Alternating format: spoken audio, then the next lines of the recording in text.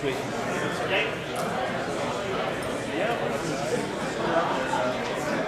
Record time. Please take your seats.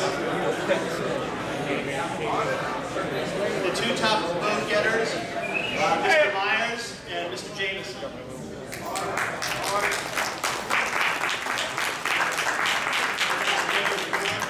Candidates, if you would please step down.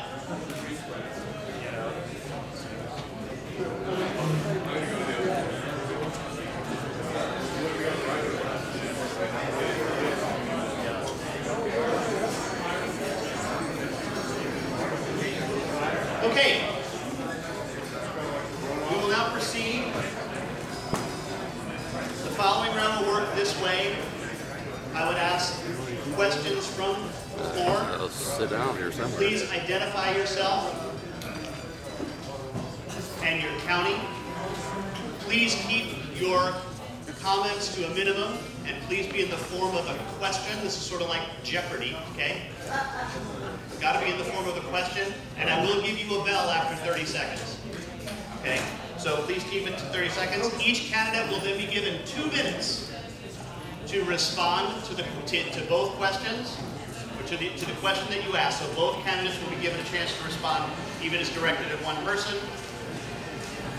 We will then proceed on for 20 minutes for that, and then take time out for a 3-minute closing from each candidate. I would ask that someone be brave enough to take to the microphone and ask the first question. We're hearing some music. What's that? Can someone turn the Beatles off? It's great, but we need the Beatles off. This is heresy in my world. We're going to try. We are, as they say in Washington, we are efforting now.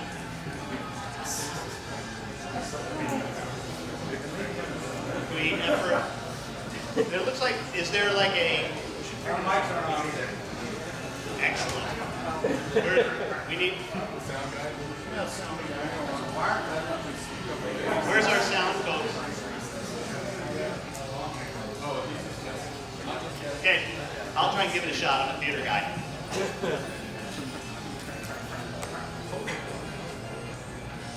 You guys better come up with a good question. I got a good one for you. Okay. John J. Try your mic, sir. Check 1, 2, check 1. No.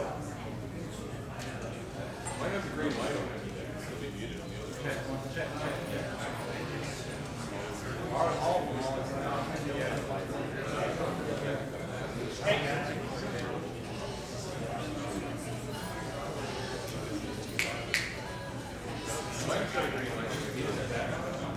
There he is. All right, good. Beatles never die.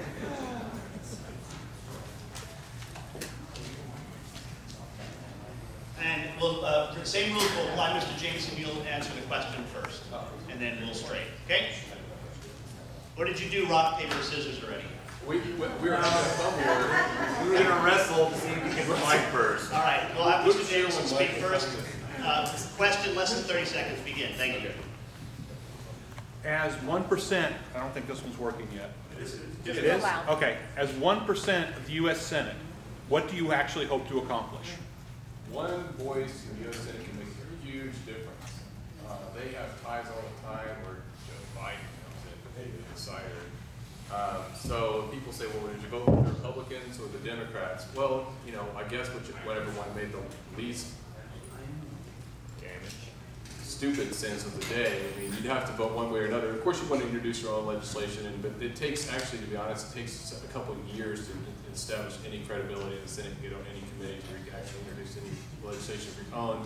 So I would side with whichever one, including not voting, made the most sense of the day. And I think that one voice in the U.S. Senate could make a huge difference. Mr. Myers? Well, I would concur that is. I mean, we just saw one man in the House actually cause a revolution in this country. So I'm quite certain that one man in the Senate, I'd actually hopefully be a little bit better than Rand when it comes to standing up for libertarian ideas. But and I just mean that as the truth. The other thing, though, I think that as soon as I got to the Senate as one of 100, the first thing that I would do is look around for people who have like-minded interests. Because I would think that what I want to do is address specific things, like bringing our troops home. I'm sure there are Democratic senators that want to bring our troops home. I want to go make friends with those guys and say, let's do something specifically about this. I'm sure there's Democratic senators that and Republicans that have a bone to pick with the Fed. Well, let me get with these guys. Let me build up coalitions with people on these issues where we're going to agree. I really don't care to agree with them on issues where we don't. I wouldn't vote for things I don't believe in. But wherever there's going to be some commonality, we could use downsized deep. All right, thank you. All right, again, question, and if I could, again, ask you for your name and what county.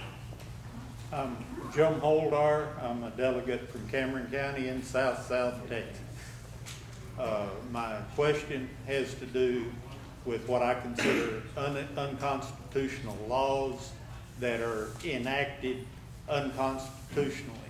It's specifically federal regulations and presidential executive orders. There's a Senator Rice, I believe it is, from Utah, has a legislation to require that all federal regulations that have an economic impact greater than $350 million, I think, cannot be enforced until they are passed by the House of Representatives and Senate. I got you. Oh, go ahead. We're taking turn. Yep, Mr. Myers, you're first. You don't get to be first every time. Well, I mean, I was just about to talk about downsized DC, so now I'll talk about it. They have several different bills. The last one I was going to talk about was a different one, but this one is that the other one that they have is that every bill that's passed, if it had some sort of impact whatsoever, it should have to prove its constitutionality. You would have to find in the Constitution where that particular law that you want to apply makes sense. And so I give props to those guys, but that would be definitely one road that, because I'm not sure if I understand necessarily the question. I understand that occurs, and I wouldn't vote for any unconstitutional legislation ever. And it would be my intent to try to repeal as much as we could as possible. I think, John Rowland, John Rowland would be one of the first guys I would call to help with the campaign, because he has actually good ideas, and they just need to be put out there maybe in a different way. Well, it's not surprising that since we're all libertarians, I agree with both Mr. Myers and the questioner that, of course, we need laws that are based in the Constitution. They did go to the trouble in Obamacare to put down the justification for the law was the Commerce Clause, which is currently going for the U.S. Supreme Court, and I hope it proves ridiculous. They've taken the Commerce Clause of settling disputes between states to somehow regulating health care. It seems like a stretch. There's another law pending before the U.S. Senate, Paycheck Fairness Act, and it cites the Commerce Clause as well, and says that we need giant government bureaucracy, and this is pending legislation that I could actually theoretically vote on if I was a senator, to monitor the equality of pay between girls, women, and men, and it makes that distinction, and it provides that the Secretary of Labor can provide free education to make women tougher, girls and women, it always says girls and women, tougher negotiators, so that girls can grow up to be women and women can grow up to be men, I guess, is the thinking there. And when you read these type of laws like Obamacare, the Paycheck Fairness Act, all of them are just incredibly creepy and just imply this vast computer. And I would vote against all of that insanity. That's completely wrong, completely bogus, and really creepy. Thank you. All right, gentlemen. I'm Jim Ryan from Tom Green County, a delegate, and my first time on Libertarian. I'm a disaffected Republican. I have been to every Republican state convention for the last 20 years. But my question, my grandmother used to prescribe fairly harsh doses of medicine for what ails you. Is there, or should there ever be, such a thing as a bank, a Fed, a Euro country or any institution too big to fail that needs our money to bail it out? Good question. First. Well, of course not. I mean, that's absurd. I mean, we gave our banks billions of dollars under TARP and they did nothing with it. We gave Europe trillions of dollars under some authority and we don't know what they did with it. You know, meanwhile, the American people get foreclosed on, but nobody bails us out. I mean, and not that they should, of course, but there's no justification for the executive or Congress or Ben Bernanke to give away all of our money and all of our wealth. That's treason. You sold out the tribe. That's completely wrong, completely bogus. Capitalism means you can fail and you will fail if you're not doing your job, and you should fail. I mean, I did go to business school and they taught me a few things that still make sense. They also taught me Keynesian economics as the Bible, which has turned out to be completely false. So I'm going to have to sue Baylor University to get my money back. Because that's just a huge ripoff. I'm really mad about that. But no, nothing's too big to fail.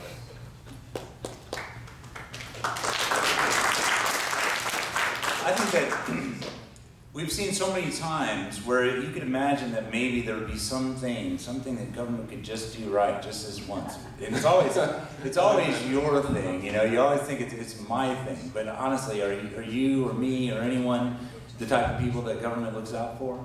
So is that the type of power you'd ask to just empower them with one time is the same power you're giving them to use against you every time? And so that's why you want a limited government that exists inside the Constitution and only exists to protect your rights.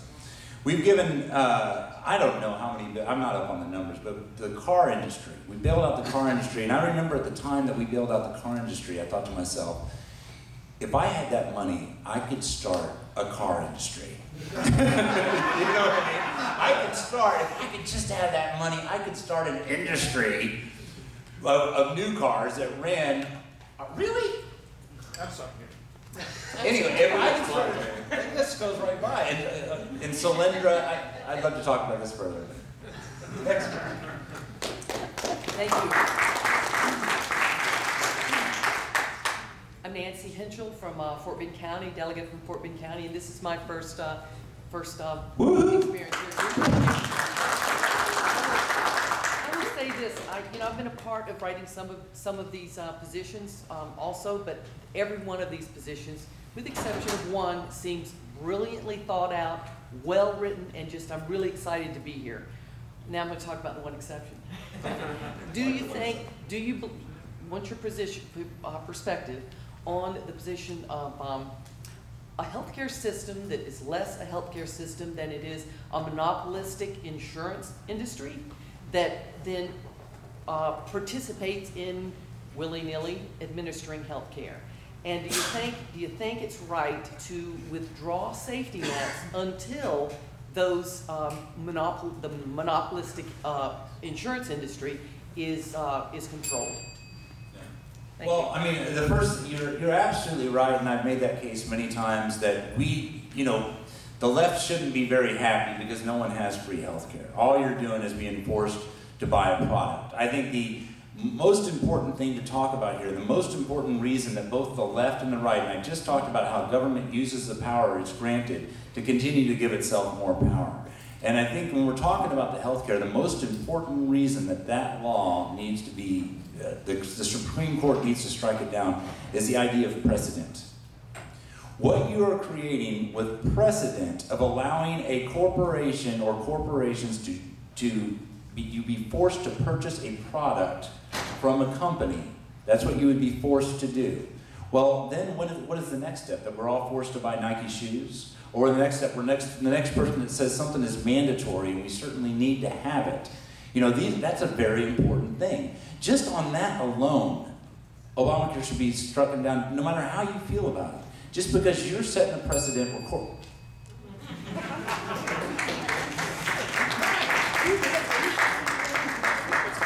You can get my lecture series on DVD. The thing that's a common theme of all these laws is that there's a law and then there's an exception in there, like Obamacare, unless it says, unless you're a Native American Indian, then the following 500 pages apply to you instead. You know, and then there's the Paycheck Fairness Act that says you have to pay a woman the same as a man unless you're willing to file this form for an exception. Well, how many employers are going to file that form? And it goes on to tell you what allowable exceptions are. If she has a hair lip, if you don't find her as attractive as the other one in the office, I'm kidding. But who's going to file? Who's not going to file that form to make an exception? So basically, and it says for other purposes as the secretary of the sponsoring department sees fit. So we're having the Department of Labor and the department, all these secretaries making the final decisions about your health care, your wages, any situation that hurts you, you go and complain to the government, the secretary will fix it for you, and just fill out the form. You know, it's absurd that we operate that way. It's absurd that we have these mandates. The Obamacare law, if you read it, is complete insanity. All the laws that they passed follow that same template of here's a bunch of bureaucracy with exceptions given to power over one person. You know, so that's all completely wrong. Okay, thanks. I would ask that if you're not online to ask a question, please don't get up. Okay, go ahead. Next, please. Marcus from Dallas County. Try to keep it short. What is your stance on eminent domain?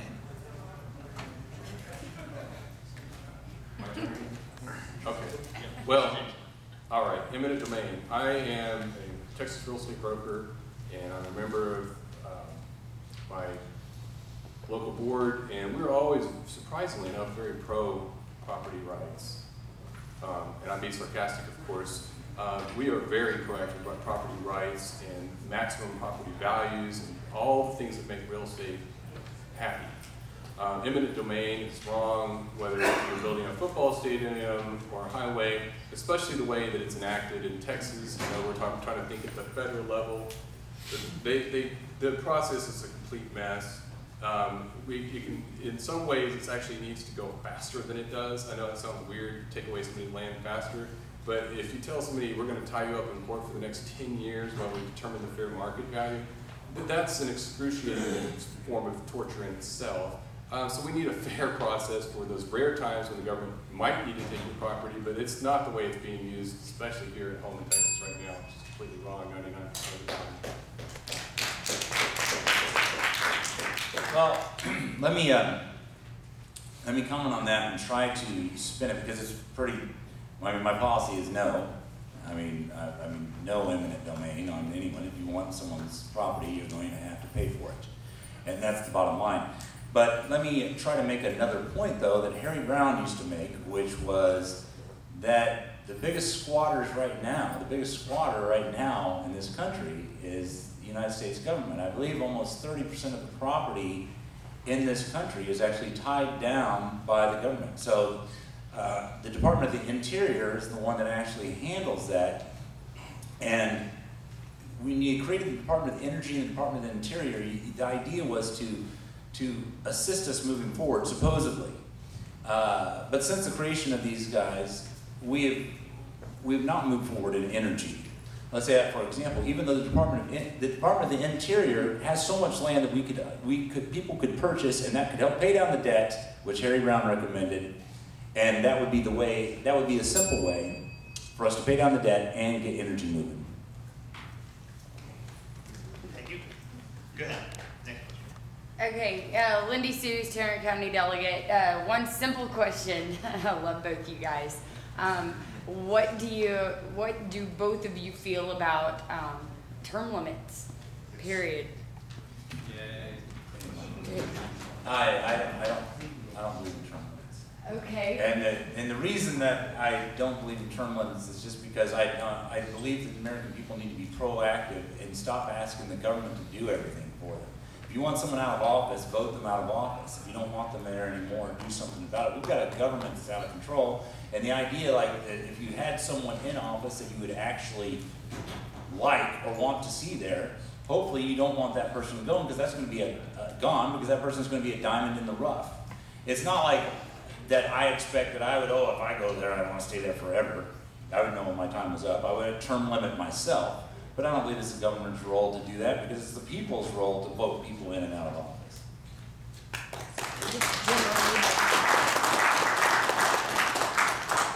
Well, Kay Bailey Hutchinson said every time she ran for re-election in the seat we're running for it, she was never run again, and she was going to come home to Texas.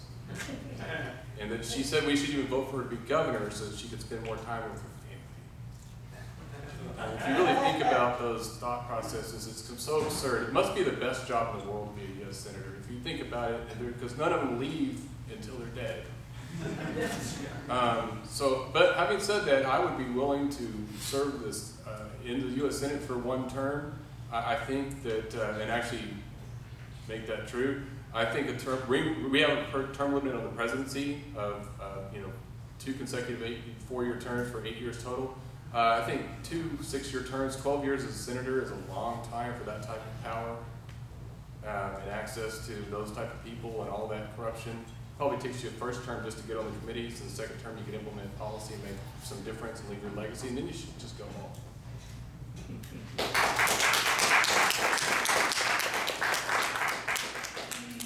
I'm Joe Kastner. I'm from Lubbock, Texas.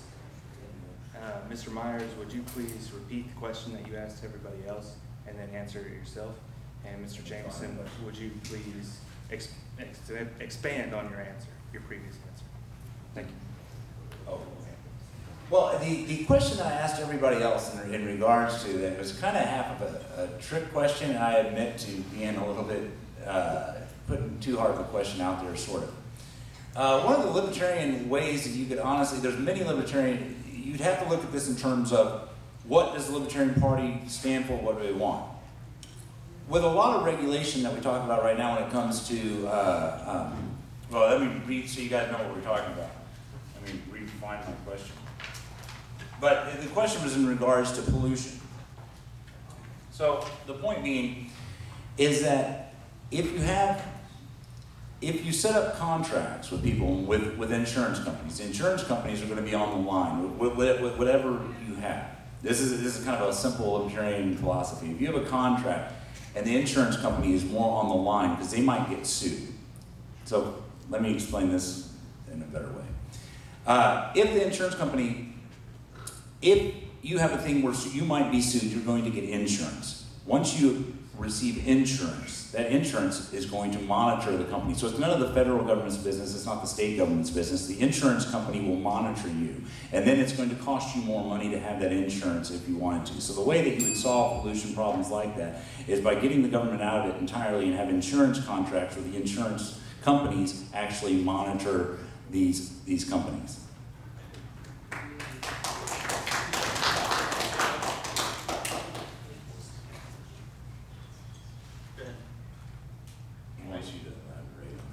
Unless you lie. Well, it's your prerogative. Right. I'll just take a pass. You directed the question to him to answer his own question. I answered it in the first half. So. Fair enough. Okay, next question, please. Hi, I'm James Feller, delegate from Denton County. I'd like to say, like, I'm new to the Libertarian Party. This is the heart of the question. I was originally a Republican, and I eventually voted for Libertarians in the last election, so this is my second cycle for voting for Libertarian. We have the Tea Party movement now, and we have Occupy Wall Street. We have more than 30% of the people out there that vote for Democrats or Republicans, but don't want to vote for Democrats or Republicans, yet Libertarians only get single digits. What will you do to get 30%, 40% or more of the vote for Senate? Thank you. I would stop alienating either one of those movements. Like, I honestly believe that the Tea Party movement and the Occupy movement started for the same reason. Both people noticed that the banks were ruling this country. The Tea Party movement was all about the bailouts and all about the stimulus, and that's what it was about. And then it got hijacked by mainstream Republicans that wanted to make sure that, well, yeah, if you're in this, make sure it's also this, because it can't just be the banks. Lord knows we can't have the banks getting mad at us. And then all of a sudden Occupy comes up, and Occupy has the same message. I can't believe the banks. Now, they're a little bit misguided because they don't understand how it all works. They don't understand without the government's giving the banks the pass they have, they wouldn't be able to work the magic on you that they do. But the point of it is the main thing is to not alienate either one of these. And I think that we have candidates, and Republicans definitely run candidates, and that's the way the mainstream media is set up. They want to divide this country in half. They want to make sure that there's this side and that there's this side. And that's the only sides there is, even though the Libertarian Party does have a completely different angle on both that. We could bring those sides together, and hopefully we will indeed do that.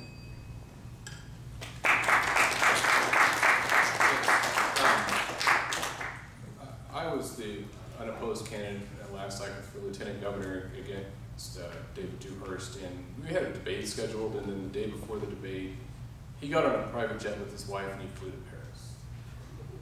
And he was back Monday morning. And it never occurred to me, because I'm so stupid, that somebody would have the resources and the cowardice to pull off that move. I just didn't think like that.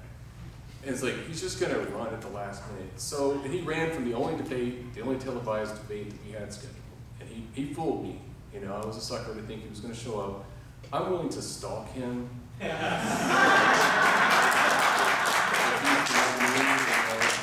he flies to Paris, I'll be at the airport, just stamp his visa. I'll be that guy, because it's just like he's not going to get away, and I'm perfectly capable of doing that. I just didn't have the time.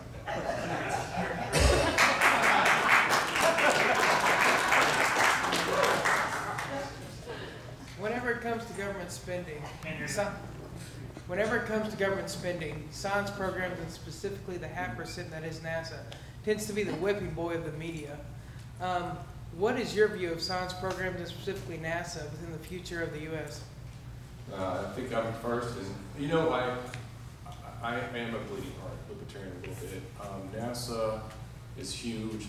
The things that you're saying, like whipping boy, where you talk about like actually it turns out to be like 1% of the budget, and we're going to take it out on NASA. We're going to take it out on arts and humanities, because that's really the problem.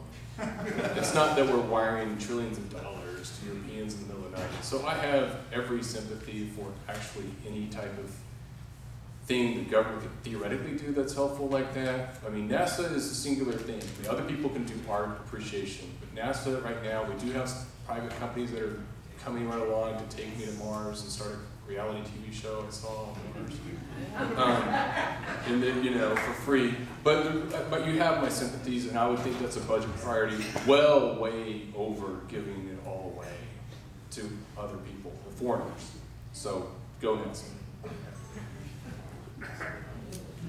I really liked his answer. It was good. I mean, so it's hard to really say, you know, maybe not the trips to Mars, but I would say could be fun.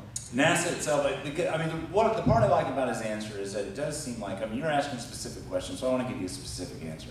If I was talking to the media right now, I would probably do what he did and turn the question towards areas I was more concerned with, that I think we have a bigger problem with, and NASA's not it.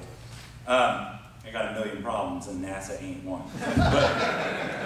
But I'll tell you, but I'll tell you, you know, NASA should be part of the Air Force as it exists in any way that it's supposed to help the government, and then that way it becomes part of that military budget, because that's what we really are using that for the most part.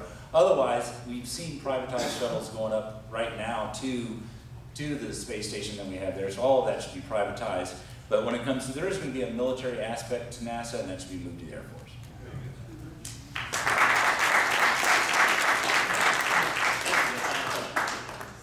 Good evening, I'm Mike Coles from Denton County, and I'd like to know what you will do to force a budget vote in the U.S. Senate. Mr. Myers. DC, as far as to force a budget vote. Oh, Make well, actually do something. Well, I would suppose I would suppose that the main thing that I would do is I would not vote for a budget that was not balanced. So I you know, I mean, that would be the only thing I could really do besides filibuster to some degree, and I would have to figure out actually how to do that. So I have yet, you know, to be on the Senate floor. But the budget it's very important, because that's what's busting this country. If we could get to a balanced budget at least, I think that we have to get far below a balanced budget, because we have debt. If my wife told me, it's like, well, you know, we've got $20,000 in debt, and said, well, we just need to start living within our means, I'd be like, well, probably not, because we've got $20,000 in debt. So the first thing you got to do is, what are you going to do about that debt? But in regards to forcing a budget vote, the main thing I would do is just not vote for a budget that I couldn't get behind. Well, I don't know whether with tipping point or if it's code red. I tend towards code red.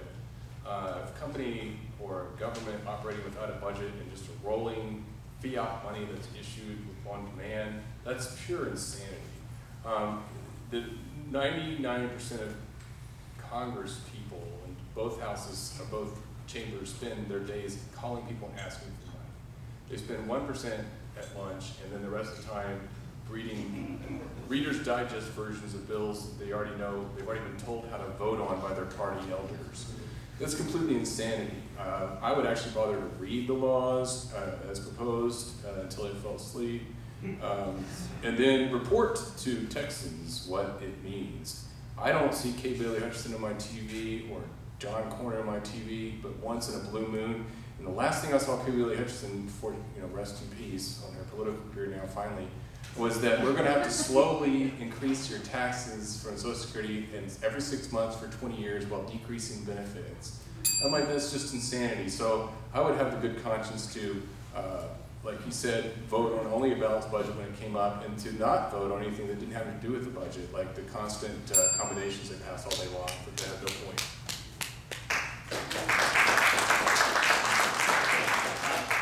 We have had the final question according to what I've called. Last panelist, there are two folks at the microphone. Would you like to take 2 more questions? We're down. Make them easy. Okay. My favorite color is blue. Really no kidding, the last 2 questions. Bonus round. Okay, here we go. Tate McAwee, Tarrant Alliance Responsible Government. I'm the president, and our interest does not go much beyond Dallas and Tarrant County. But specifically, my question has to deal with what power is currently held by the federal government do you think ought to be returned to the states and or the local units of government, specifically? Oh, I've lost track again. This is tough. This seems like it should be something. States' rights are way sovereign over the federal rights on everything from speed limit to what form of currency we want to pay the federal bill in. The original version of the U.S. Constitution said that the tax base to support the federal government was supposed to be prorated by population amongst the states, and that each state's legislature was supposed to figure out how to pay the bill. How did it come to where each one of us is individually responsible at the risk of losing our assets and livelihoods for miscalculating? This absurd system of taxation. It's not what our founders envisioned. We need to get rid of the income tax. And so I mean, it's really about focusing back on really the core libertarian values and doing what's just such obvious common sense. Well, I think the basis here is that the Constitution has 17 enumerated powers that the government has anything to do with whatsoever. If you want the government to have more than that to do with it, then you need to add an amendment to the Constitution to do so. In which, when people talk about the Constitution, they say, usually when I'm talking to the left, they'll be like, the Constitution is a changing document. Yeah, well, change it, brother.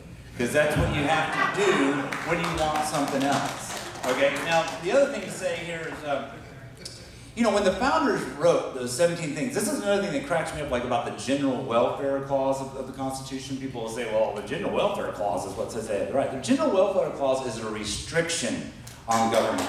It is not an addition to government. I mean, they wouldn't have wrote a clause. They wouldn't have wrote a clause that says, here's these 17 things that you can do. Let me be very specific. Post roads, you can coin money, you can do this and that and the other. Let me list all 17 of them and then go, and whatever the hell else you please.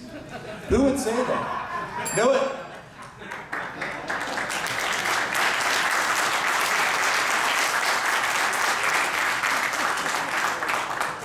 My name is Brad Clardy. I'm from Lubbock, Texas.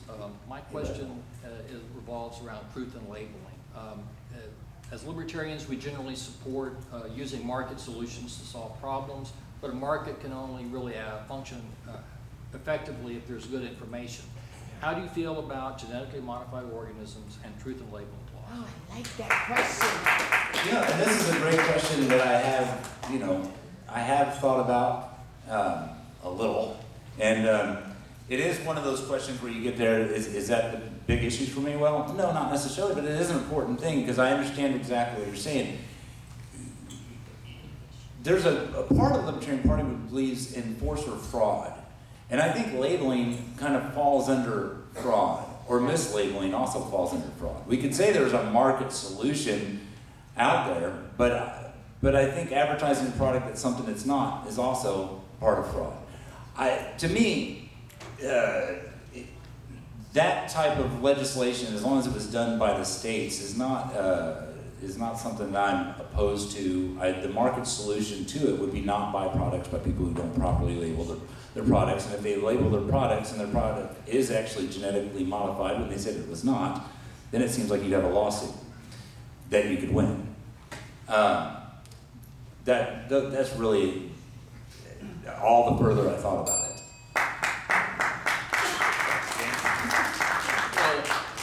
Monsanto Corporation, the king of corn, tells us that now that since we've all ingested their genetically modified corn, and they admitted that genetically modifies us as targets, that now each one of us is individually patentable by Monsanto. Because we're modified. And well, I disagree with that. I don't want to be owned by Monsanto Corporation. I do believe in disclosure laws. I think that is a legitimate role of government at whatever level. I don't want to be poisoned with my food or pharmaceuticals. Not that I completely trust the FDA to be the last arbiters of the best medical decision for me, but at least somebody's taking a look at the label and somebody's making a claim of what the contents are.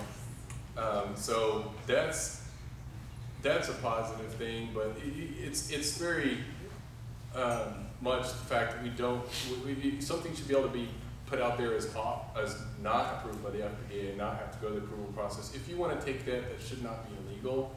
I think everybody needs to be able to grow their own food and do their own thing.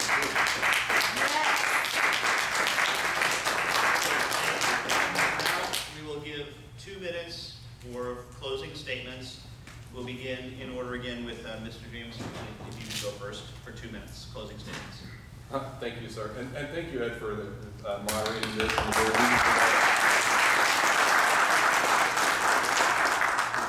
Your sign, after being reconstructed, has been replaced back in my yard. So I live in Collin County. I get to vote for him. So that's a privilege. I'm pleased to find another fellow Harry Brown philosopher at my side. I was surprised about that. I should have done more research on my opposition to, not think that I was the only one that knew things. So that's a good thing. My heart is Libertarian purple.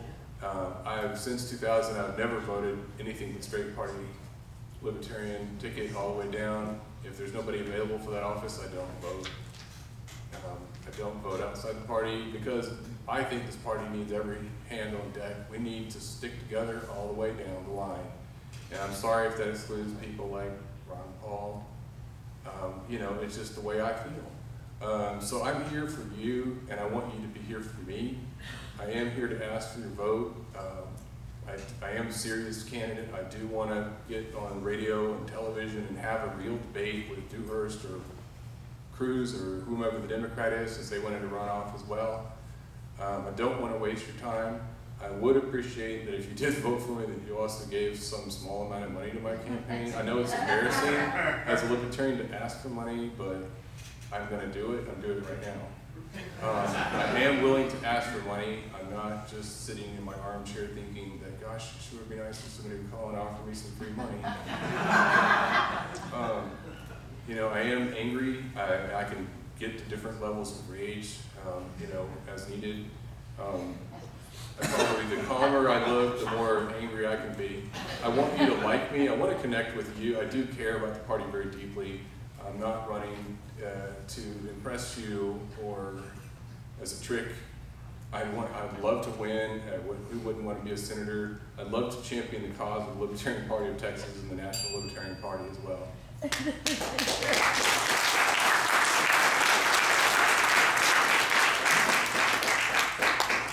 Well, a lot of the conversation that we've had tonight has reminded me of a little story, because most of what I tried to kind of fall back to was that there are 3 key reasons on one, and I think everybody sitting here has one of these, and those 3 key reasons are on the back. But the reason that I make those three key reasons part of my platform comes from a little story that I did, and I put it out, and Lou Rockwell posted it up, and it basically goes like this. You wake up in the middle of the night, and there's a guy, you hear crashing inside your house, and you run downstairs, and there's a guy inside your house holding your television set. He's looking like he's going to run out the door with your television set. So the first thing that you say when you see that guy, the first thing that you're going to say right as he's got your TV, the first thing you're going to say is, what do you think about gay marriage? And then, oh no, I'm sorry, what's your stance on abortion? No, the first thing that you're going to say to that guy is, stop stealing my stuff. Right now, our government is robbing us blind while we're having conversations about gay marriage and abortion. Every time I want to turn the conversation back to what I want it to be. The money, the wars, living your life as you see fit. And just in living your life as you see fit, they say, well, that covers gay marriage. Well, it sure does. But that's, hey, everybody get married, we're done with it.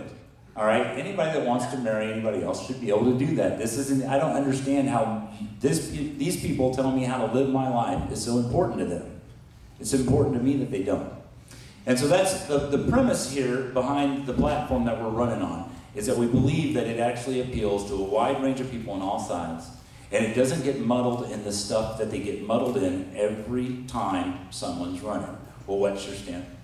What's your stance on this? What's your stance on that? Anyway, I'm John J. Myers. You can look me up. I'm fully Googleable, hundreds of videos online, and I really love your vote, and I appreciate you guys very much for being here and being libertarians.